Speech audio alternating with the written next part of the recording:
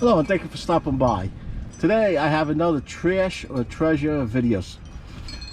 I picked up this KeroHeat Kerosene Heater, and I'm not familiar with this particular model. All in all, other than a little dirt on it, it looks like it's in pretty good shape. I was told it sat for a few years and the wick has to be changed. There's 4 screws holding this top on. I'm going to pull this top off and see what we have inside. I'm going to take this out of the blazer and see what I have to do to get this unit working.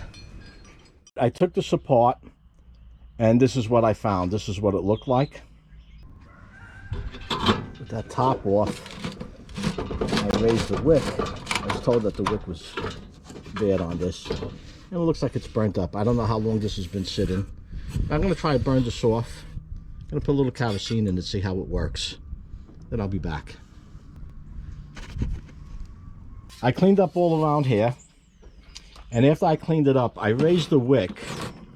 I didn't put fuel in the tank, but with a toothbrush, I cleaned off the carbon all the way around the wick, and I applied kerosene to the wick, and I let it burn. That's why it's all carboned up again. This was all cleaned off. This cover that goes on it is pretty rusted, but it didn't give off any adverse smell because of the rust. That was something I was a little concerned about. So this, I'm going to leave it as is.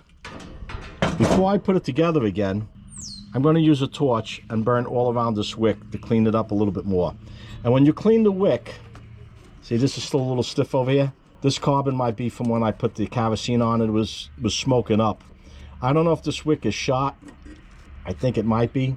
But when you clean this wick, what you want to do with a brush is brush upward on the outside and on the inside. You don't want to flatten it out. So I'm going to burn it with a torch. Then I'll add some kerosene to it and see how that burns like that. And to get this top off, this just comes out by pulling these out, and this lid will come off. Then you could get this top of the burner out, and then you get right to it. Now, in addition to cleaning this, I don't know what the terminology for this is, but I call it a spill plate. This one just has one screw that holds it in, and you turn it.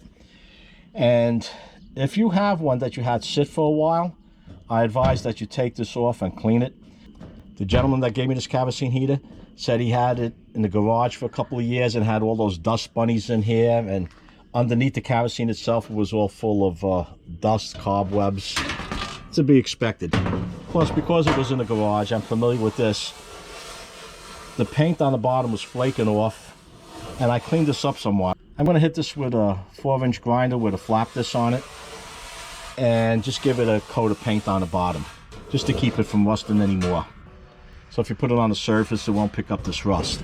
Now, one mistake I did make is that when I was cleaning this top, I'm working outside with this, and I had it on top of a barrel, and the barrel had some rust.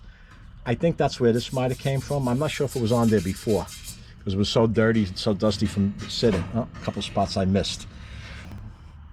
This is very easy to take apart and put together. So what I'm going to do next is to sand and paint the bottom of the spill plate, clean that wick by burning it up.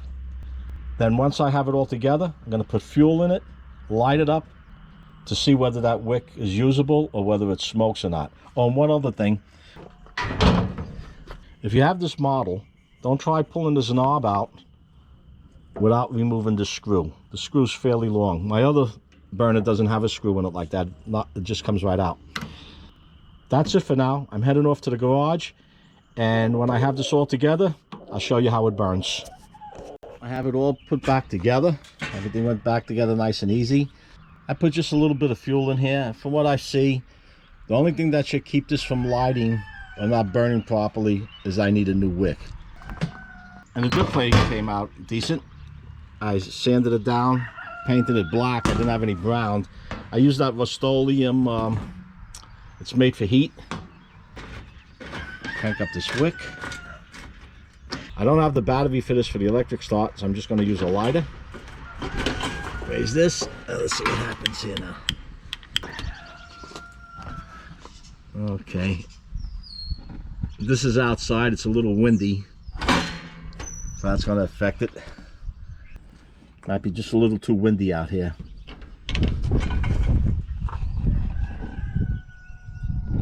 I'm going to let this burn for a while.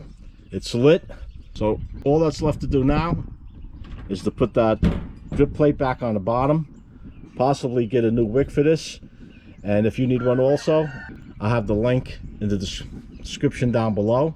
If you found this video useful or have any questions, let me know by posting your comments or questions down below.